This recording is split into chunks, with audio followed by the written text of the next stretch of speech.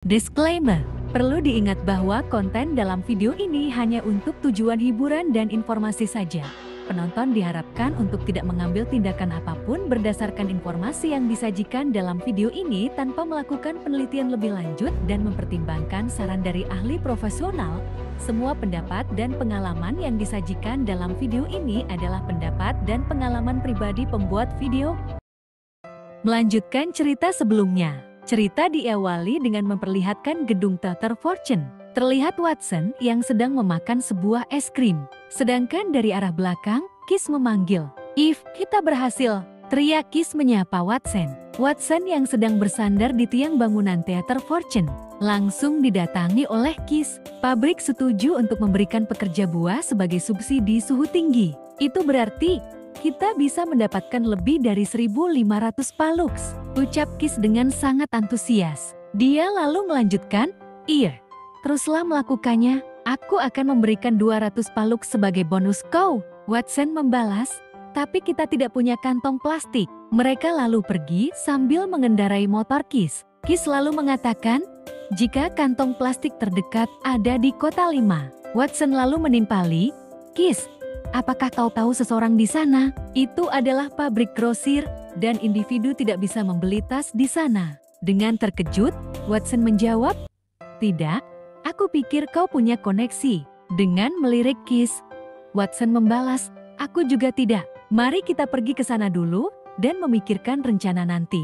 Kiss yang sudah panik mengatakan, "Ih, ini masalah besar. Kita tidak bisa memberi pekerja buah yang tidak dikemas. Itu akan mencurigakan." Tidak lama kemudian, mereka akhirnya tiba di sebuah pabrik yang dituju. Watson kemudian berkata, "Di sini kita, Kiss. Bagaimana kita bisa masuk?" Dengan santainya, Kiss mengatakan untuk masuk saja. Namun, saat mereka masuk, Satpam langsung menghentikan mereka. "Hai, siapa kalian?" Watson yang mendengar itu, ia lalu menghentikan motornya. Dengan tersenyum ramah, Watson membalas, "Ada hal penting yang harus kukatakan pada manajer kalian, tapi aku tidak bisa menghubunginya." "Oh, maksudmu Tuan Louis," ucap Pak Satpam.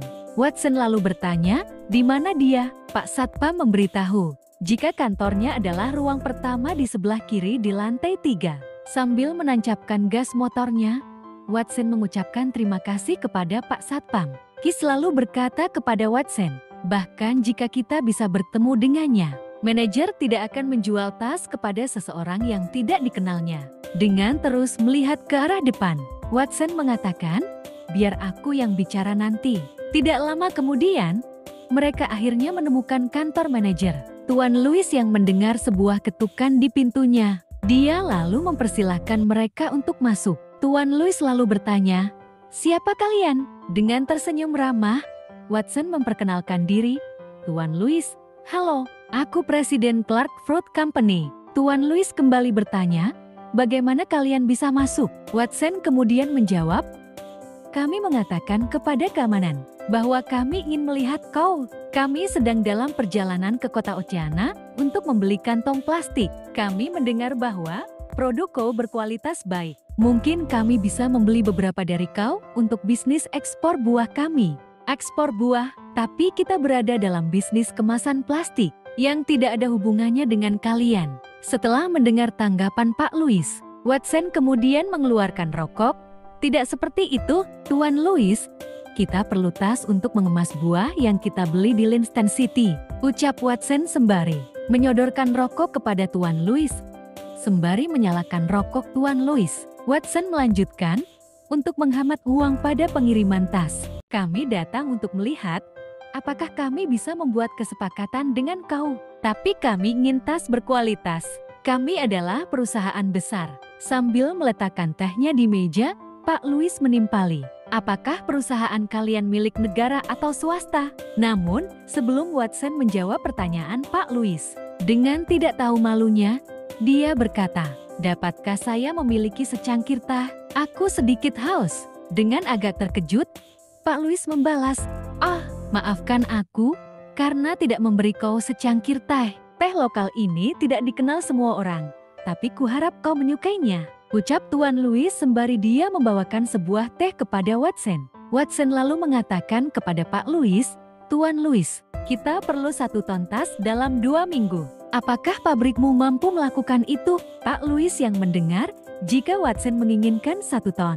Sontak sangat terkejut dan mulutnya ternganga. Pak Louis yang sudah kembali tenang membalas. Saya pikir kita bisa jika menempatkan dalam jam tambahan. Hebat, dan kami membutuhkan beberapa sampel untuk pengujian kualitas. Tidak masalah, aku akan mengemas untukmu, balas Pak Louis. Pak Louis lalu berbalik untuk mengambil sebuah sampel. Semua stok kami ada di sini. Kalian dapat mengambil beberapa untuk pengujian kualitas. Beberapa saat kemudian, Watson lalu berjabat tangan dengan Pak Louis. Tuan Louis, kami akan menghubungimu besok untuk memberitahu hasil tesnya.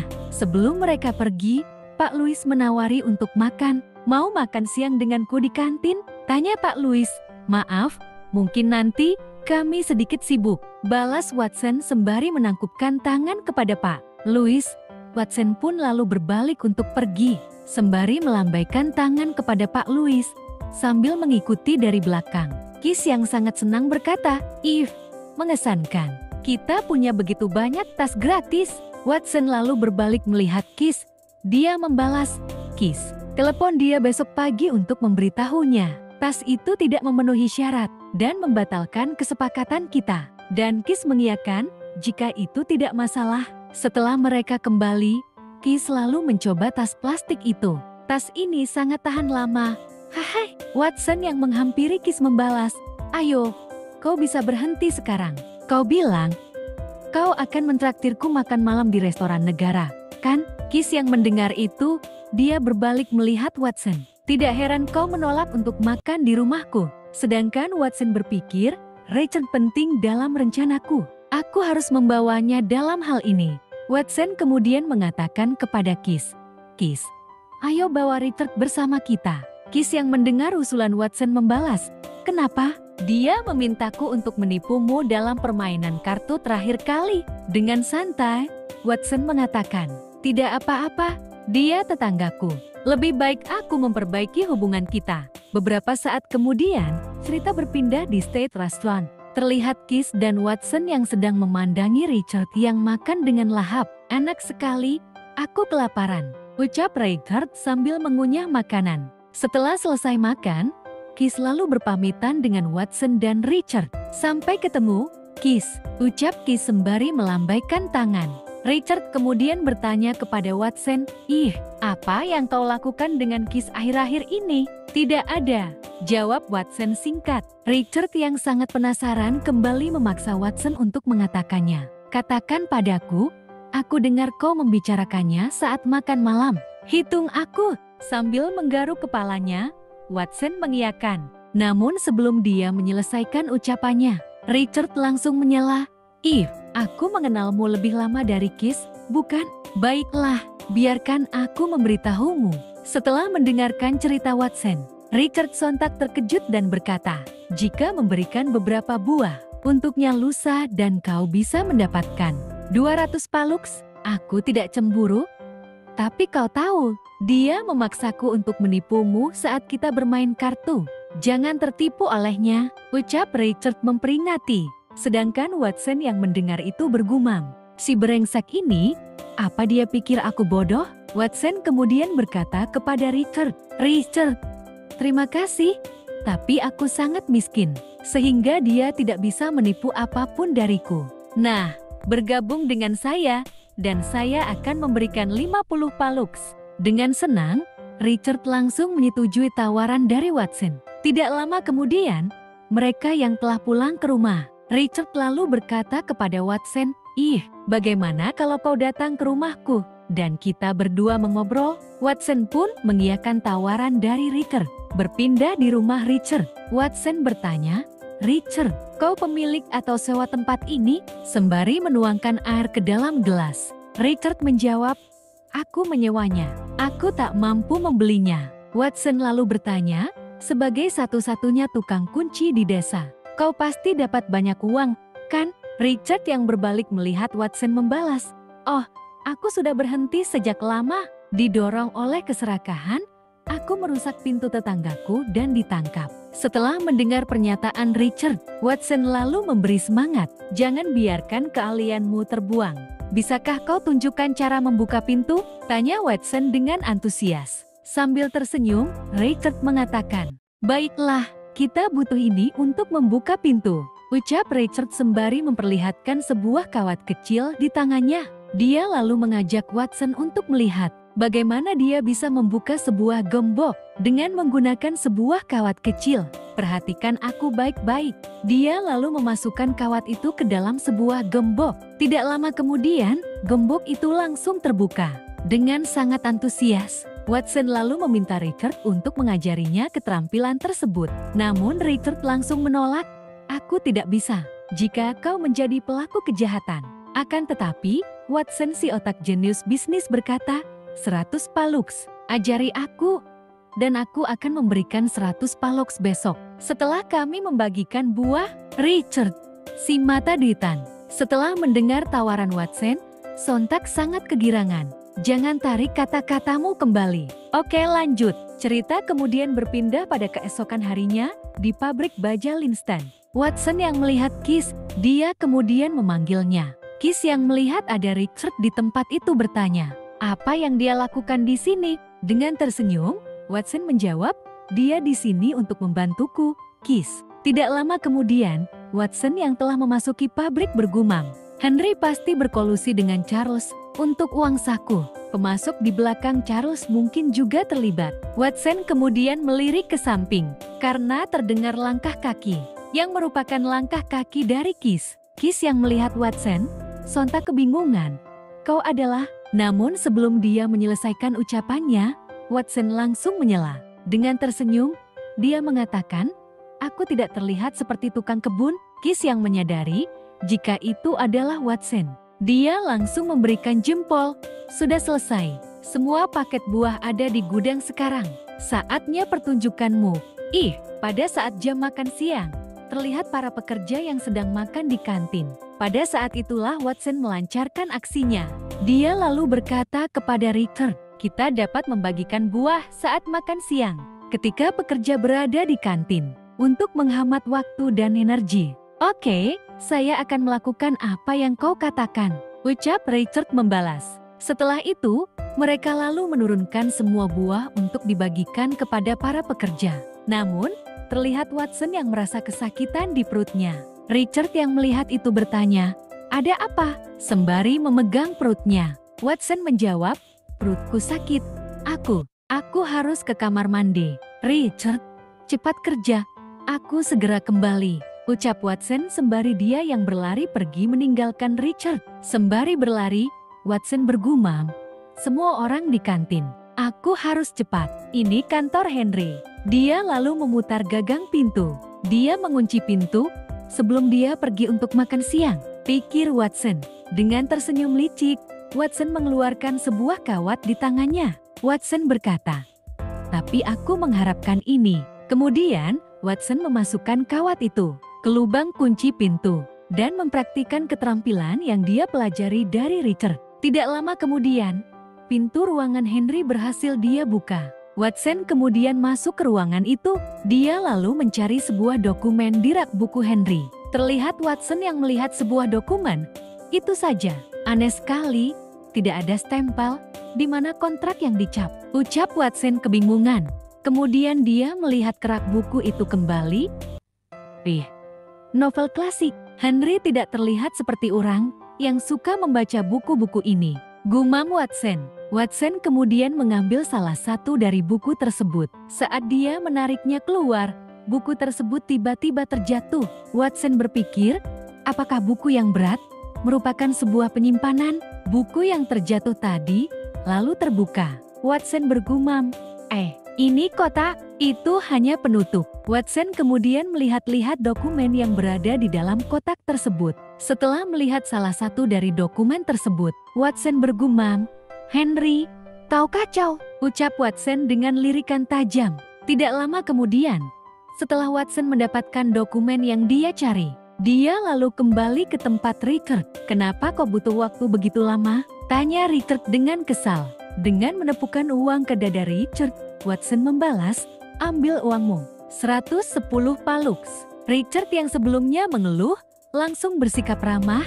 Terima kasih, Tuan. Serahkan sisanya padaku. Sembari berjalan pergi, Watson juga melihat dokumen yang telah dia ambil dari ruangan Henry. Henry hanya seorang direktur bengkel, tapi dia ditempa perangko dan menggelapkan lebih dari 2,5 juta palux. Dia sudah pergi terlalu jauh, gumam Watson sembari melihat dokumen di tangannya.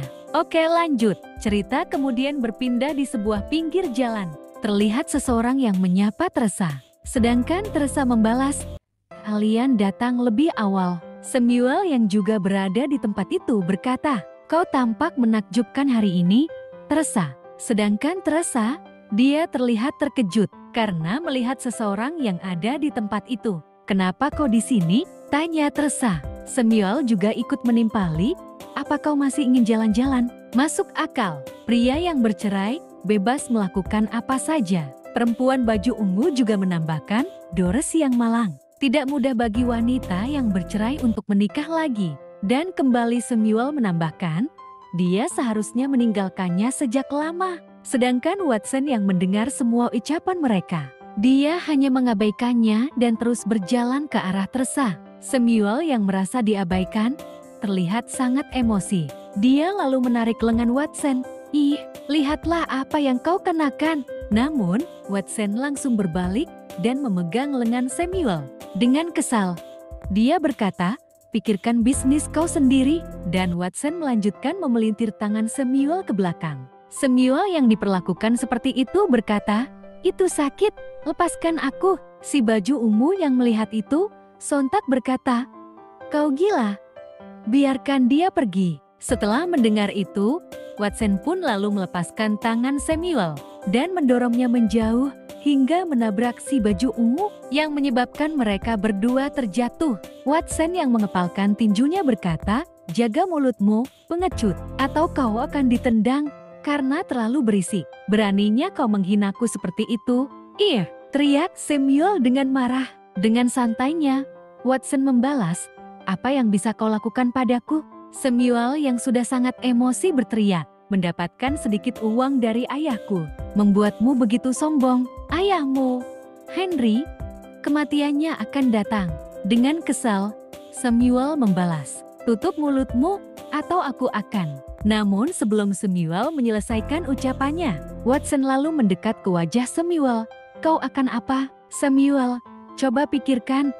Apakah kau melihat ada perubahan pada ayahmu sejak April?" Samuel yang mendengar pertanyaan Watson sontak terkejut. "April? Ada perubahan?" Samuel lalu mengingat kejadian-kejadian tentang perubahan-perubahan yang terjadi pada ayahnya. Mulai dari ayahnya yang selalu marah-marah, hingga dia yang selalu menginap di hotel. Samuel yang mengingat semua itu, sontak sangat pucat. Dengan terbata-bata, dia mengatakan, tidak ada yang berbeda." Setelah itu, Watson kemudian berbalik untuk pergi. "Kau tahu sesuatu telah berubah, bukan?" Watson lalu menghampiri Teresa. "Teresa, bisa saya gunakan telepon rumah kau untuk membuat panggilan?" tanya Watson. Dan Teresa pun mengiyakan permintaan Watson. Kemudian berpindah di dalam rumah Teresa. Teresa lalu bertanya, "Siapa yang ingin kau telepon?" Watson lalu menjawab, "Ya, untuk Cabot Maben di Hinan Equipment Factory. Nomor ini." Setelah Watson menyebutkan nomor, Teresa pun menyuruh Watson untuk mengambil teleponnya. Dari telepon, seseorang bertanya, "Halo, ini adalah Hinan Equipment Factory. Ada yang bisa saya bantu?" Watson menjawab, "Aku ingin berbicara dengan Cabot Maben." Lalu dari telepon membalas, Cabot berbicara. "Siapa itu?" Watson kemudian mengatakan, "Ini adalah Linston Steel Mill." Sedangkan orang yang sedang ditelepon oleh Watson mengatakan, "Pabrik baja Linston." Tapi angka ini tampaknya bukan milik Linston Steel Mill. Watson lalu membalas, "Ini nomor baru. Ada hal penting yang ingin kusampaikan padamu. Ada masalah kualitas dengan suku cadang peralatan yang dibeli Henry darimu di kuarter kedua, yang menyebabkan kecelakaan di mana pekerja kami meninggal." Lalu dengan berteriak, Watson melanjutkan, "Kami menghubungi kalian untuk mengetahui hal itu." Di sisi lain, Cabot Maben yang mendengar pernyataan Watson, dia langsung berdiri dari duduknya. dan menggebrak meja. Henry memanggilku dan menjelaskan bahwa tidak ada bagian peralatan yang perlu diganti. Watson yang mendengar itu membalas, "Lalu kenapa ada kontrak yang kau takut tangani?" Kabet Mabon lalu berkata, "Masukkan manajer kau John Canas di telepon." Watson lalu mengatakan, "Jika dia tidak berada di sini, kau bisa menghubunginya dengan nomor kantornya." Setelah itu, Watson pun menutup teleponnya. Di saat yang sama, di kantor manajer Linston Steel Mill, terlihat John Canas yang sedang meminum kopi. Dia lalu melihat telepon yang sedang berdering.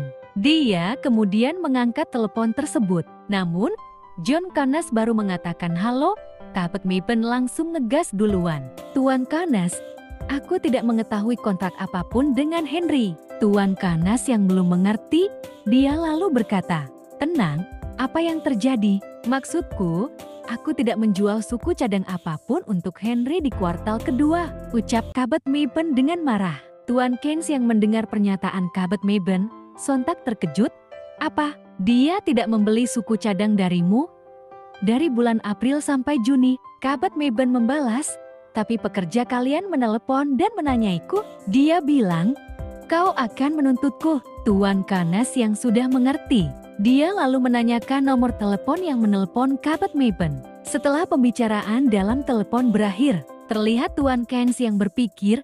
Kabet mengatakan, "Jika nomor yang menghubunginya bukan milik kita, kami dilaporkan oleh orang luar, kemungkinan orang itu memiliki bukti. Kami menghabiskan sebagian besar uang untuk membeli peralatan untuk workshop B pada kuartal kedua. Nilainya lebih dari 3 juta.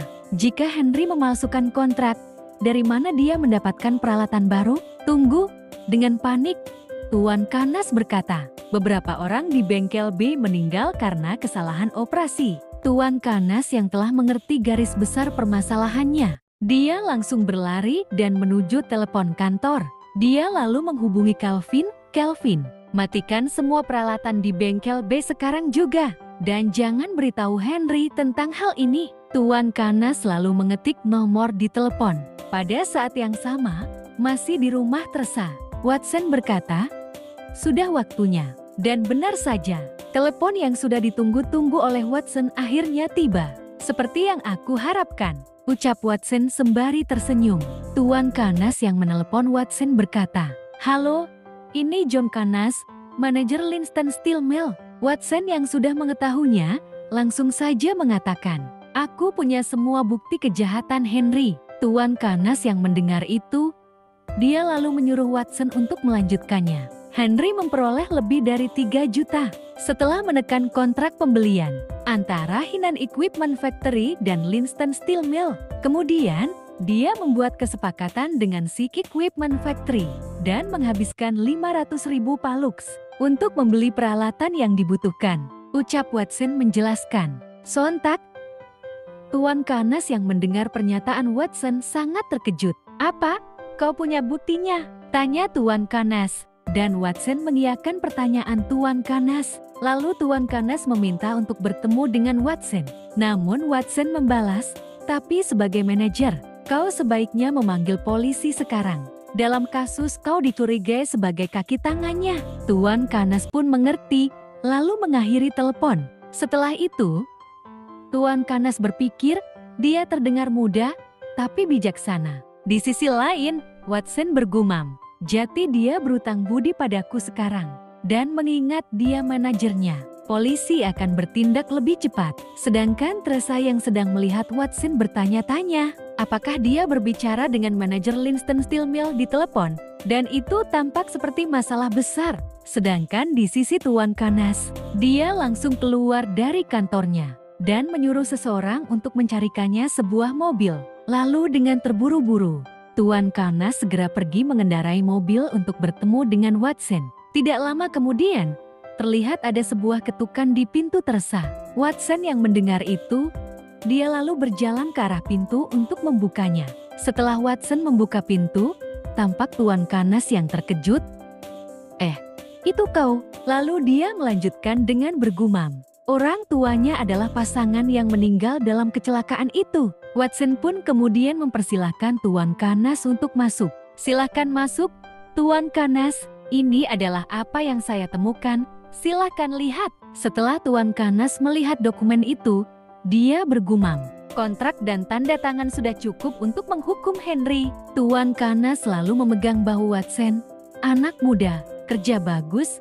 Bisa kau beritahu namamu? Watson pun memperkenalkan namanya. Aku Eve Watson. Tapi Tuan Canas, aku tidak ada hubungan dengan ini. Kau yang mengumpulkan bukti untuk penggilingan. Tiba-tiba, terlihat beberapa langkah kaki yang sedang terburu-buru. Tuan Canas, kau terdengar cemas di telepon. Ada apa? Tuan Canas yang ditanya seperti itu. Dia lalu melirik Watson. Sepertinya dia berencana membiarkanku mengambil kredit. Gumam Tuan Canas. Tuan Canas lalu memperlihatkan sebuah dokumen kepada petugas Ziegler. Dia lalu menjelaskan. Aku menemukan kontrak ini di kantor Henry. Dia menggelapkan uang pabrik kami. Dan 2 orang meninggal. Karena itu, Eve akan menjelaskannya kepada kalian. Tuan Canas selalu menyentuh bahu Watson, mengisyaratkan untuk dia saja yang menjelaskan kronologinya. Watson kemudian menjelaskannya kepada petugas Ziegler untuk beberapa waktu. Setelah selesai mendengarkan penjelasan Watson, petugas Ziegler lalu berbalik kepada Tuan Canas. Tuan Canas, apa yang dia katakan itu benar? Dan Tuan Canas langsung mengiyakan. Petugas Ziegler lalu bertanya kepada Watson, apa Henry tahu? Dia seharusnya menyerahkan dirinya. Watson membalas, saya pikir tidak. Lebih baik kita pergi ke kantor dan rumahnya. Mungkin lebih mudah untuk menangkapnya. Jika kita bisa mengendalikan keluarganya. Petugas Ziegler yang mendengar rencana Watson bergumam. Kenapa dia tahu? Aku sedang memikirkannya. Petugas Ziegler lalu berkata kepada Tuan Canas, oke, aku akan mengirim anak buahku untuk menangkapnya. Tuan Canas, ikut dengan kami. Tidak masalah, jawab Tuan Canas. Cerita lalu berpindah di pabrik Linston Steel Mill. Terlihat Henry yang sedang menuangkan kopi ke dalam gelas. Saat melirik sekilas, tiba-tiba raut wajahnya menjadi panik. Seseorang menyentuh buku-buku saya, ucap Henry dengan panik. Dia pun menjatuhkan gelas kopi yang sedang ia pegang. Sambil melihat kotak penyimpanan rahasianya, Henry berkata, kontrak saya semua hilang. Kemudian Henry berpikir, tunggu, aku melihat seorang pria dengan pakaian pekerja kebun di kantin. Dia tampaknya tidak menjadi pekerja kami, dan dia tampak akrab. Dia adalah Eve Watson, ucap Henry dengan sangat terkejut. Oke lanjut, cerita lalu berpindah di rumah keluarga Watson. Terlihat George yang membukakan pintu untuk Watson. Di dalam rumah, ada teman-teman kelas Nancy yang sedang belajar kelompok. Yang laki-laki bernama Adam Lin, dan yang perempuan bernama Nana Lin. Yuna yang melihat Watson bertanya, Eve, apa yang membawamu kemari? Aku hanya mampir untuk melihat kalian. Nancy, ujian masuk perguruan tinggi sudah dekat, kan? Tanya Watson. Nancy yang mendengar pertanyaan Watson dengan sigap mengiyakan. Kemudian, dengan tersenyum, Watson mengatakan, jika dia ingin mengatakan sesuatu kepada Nancy. Nana Lin yang mengerti maksud dari Watson. Dia langsung berpamitan kepada Nancy. Dan tidak lupa dia sedikit menarik baju kakaknya. Kenapa butuh waktu lama untuk menaruh beberapa buku di tasmu? Mereka yang sudah berjalan pergi. Nana Lin berkata kepada Nana. Dia mungkin datang ke sini untuk beberapa alasan. Sambil melirik Watson, Nana membalas. Kurasa dia mencoba untuk mendapatkan sesuatu dari sini. Kemudian keluar untuk menjualnya. Sedangkan Watson hanya dia memperhatikan mereka. Watson lalu berkata kepada adik-adiknya, Nancy, Yuna, George, Henry tidak akan menjadi masalah lagi. Tidak ada yang perlu kalian khawatirkan. Sedangkan Nancy, dengan raut wajah yang panik menunjuk ke belakang Watson. Henry, sontak, Watson yang mendengar itu langsung berbalik. Dan tampak siluet seseorang dengan mata merah sambil tertawa. Hahaha. Watson yang melihat kedatangan Henry. Dia segera menyuruh adik-adiknya untuk menjauh. Dengan raut wajah yang sangat marah, Henry berkata, aku tahu itu kau berangsat. Kembalikan benda itu, teriak Henry sambil dia berlari untuk menangkap Watson. Namun, dengan lihainya, Watson menghindari tangan Henry. Dia lalu mengarahkan tangannya untuk menangkap lengan Henry dan memelintirnya ke belakang. Hingga terdengar suara retakan. Lenganku, brengsek. Biarkan aku pergi, ucap Henry dengan kesakitan. Dengan tersenyum, Watson membalas, "Kau mau yang mana? Yang ditandatangani dengan Hinan Equipment Factory atau dengan Sik Equipment Factory? Di mana kontraknya? Berikan padaku!" teriak marah Henry dengan tatapan mengintimidasi. "Kau tampaknya tidak tahu dengan siapa kau bicara," ucap Watson sambil menekan lengan Henry. Sontak, Henry berteriak kesakitan dan wajahnya mulai pucat. Watson lalu melepaskan lengan Henry, kemudian menendangnya hingga tersungkur ke lantai.